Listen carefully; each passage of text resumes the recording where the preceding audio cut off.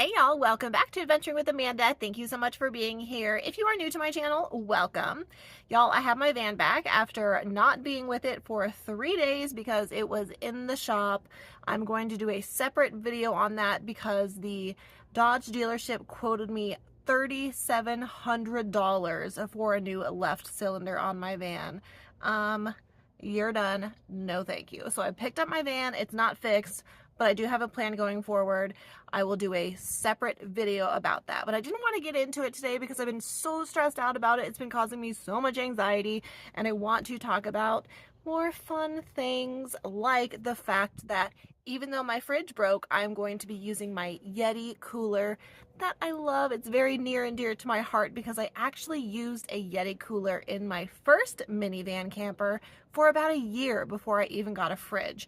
So the Yeti Cooler is an excellent alternative to a refrigerator, and I'm kind of excited about going back to using it for a little bit because not having a fridge running means that I can save space because I don't have to lug my huge Van Powers power station with me. I free up that space on my passenger seat floor for other things like water, and I don't have to worry about lugging around big solar, so I can rearrange some things in my van and use this space a little bit more how I want it. So in this video, I'm going to show you the rearranging that I'm doing and what the Yeti Cooler looks like in my van. So you can see what it's going to be looking like as I hit the road on Sunday or Monday to head back up north towards Williams, Arizona. Like this video and subscribe to my channel if you are new here. Let's get into it.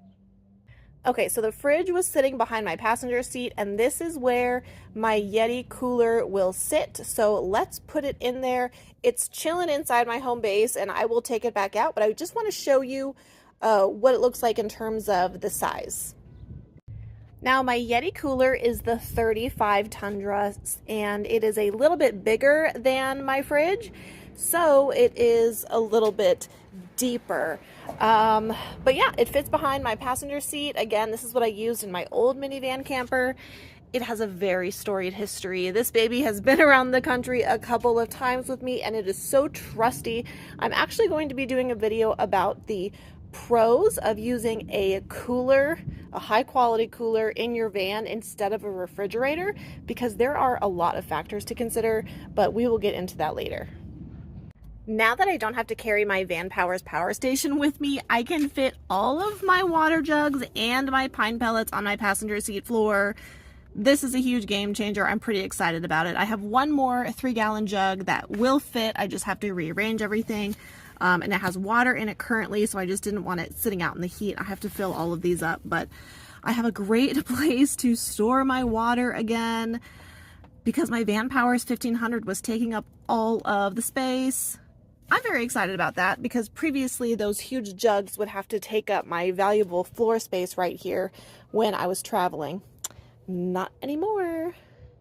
Furthermore, I don't have to carry my huge Van Powers solar. All I'm going to be carrying are my small foldable Rock Pals solar, or I'm sorry, Yargo, and then my Rock Pals 100 unit. So I'll probably mainly use my Rock Pals. So with my Yargo, instead of keeping it in this bin, I'm going to place it behind my storage bin. And that means I freed up space in this storage bin as well. So I have more space for toilet paper and other things. And this is also where I'm keeping my Jesper jump starter. So now when I put this shelf back on that storage unit, all I will have next to my aluminum table is that one solar panel. Ta-da!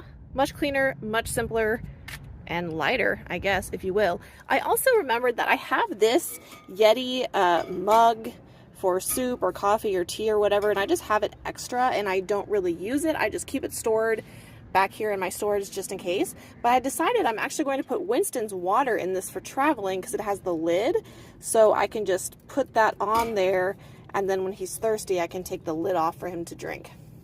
I feel kind of brilliant in this moment. Ooh, and look at how pretty my Yeti looks. Yeah. Now, like I said, I freed up all of this floor space and I can still fit Winston's ramp and that small table behind my Yeti or even on the side of it. Even though it's wider this way than my fridge, it's actually not quite as long as my fridge, so I have plenty of space on this other side if I want to store things over there. So I have lots of options. To be honest with you guys, with all of the brand and product issues I've been having this last week and the chaos with my van repairs, I'm actually stoked about using my Yeti for the next couple of weeks, at least, because I feel like I'm just getting back to basics and simplifying. And now that I don't have to carry around my Van Powers 1500 since I'm not powering my fridge, all I have are my Rock Pals 300 and my Jackery 240, because that's all I use to power my electronics. They are small units and I love them. They are my favorite units. So that's all I'm going to be carrying, because the Van Powers was just used for my fridge only. So back to basics. I'm saving space. And even though, and I'm going to be talking more about like ice and dry ice, but the Yeti, in my experience, because I have a year of experience using the Yeti for van life, ice will keep in the Yeti for about 4 to 5 days, and dry ice will keep everything cold for about 7 days. And I have to go to the store every 4 days or so anyways to get groceries.